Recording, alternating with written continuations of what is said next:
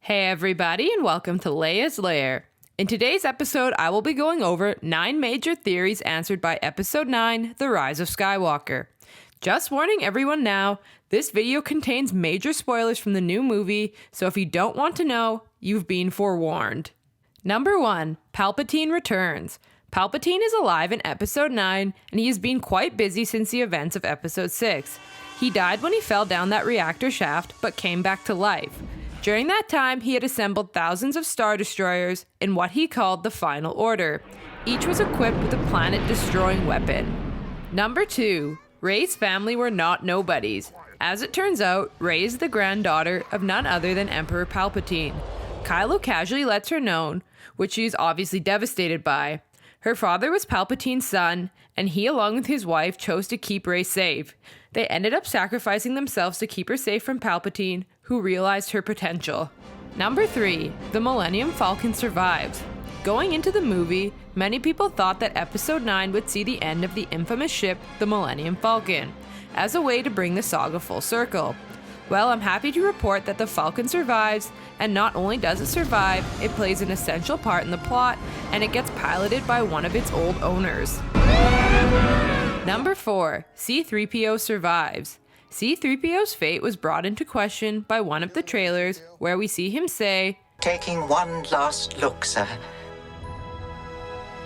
at my friend." This certainly sounded like a goodbye, and turns out it was, in a way. However, not because he dies, but instead because he gets his memory wiped so that Rey and Co. can find the location of the hidden Sith planet. Don't worry though, R2 restores it later. Number 5. Kylo Ren redeems himself. Kylo Ren comes back to the light with the help of Leia, Han, and Rey. His redemption is critical in the defeat of the Emperor because without him, Rey would not have been able to take Palpatine down. On top of that, he ends up using Force Heal to save her, which takes all the strength he has left, eventually leading him to becoming one with the Force.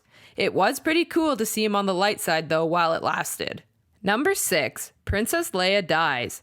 While this was an unsurprising one for me, the way she died was interesting. She takes her last bit of strength to force project to Kylo, convincing him to turn back to the light. This also shed some more insight into her Force abilities.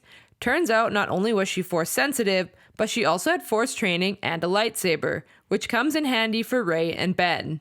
Number 7. The Knights of Ren were irrelevant. The Knights of Ren were mentioned in The Force Awakens and seen in Rey's Force vision, but we never ended up seeing or hearing anything about them in The Last Jedi. Well, it turns out they were pretty much irrelevant in The Rise of Skywalker too. We do get to see them briefly on Exegol, where all they did was get in the way of Ben Solo, who made quick work of them once he got his lightsaber. Number 8. Reylo happened. It was brief and fleeting, but after Ben uses all his strength to Force heal Rey, they share a quick kiss before he becomes one with the Force.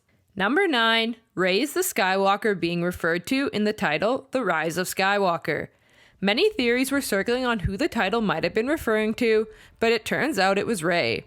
At the end of the movie, she is on Tatooine, where she is asked her name by an elderly lady walking by. Obviously, she does not want to say, nor does she probably accept, that she's a Palpatine, so with Luke and Leia's Force Ghost looking on, she says her name is Rey Skywalker. And there you have it. Thanks for watching, everyone. What did you think of The Rise of Skywalker? Let me know down below in the comment section. And remember to like, share, and subscribe to the channel for more great videos to come. I hope to see you all again in Leia's Lair.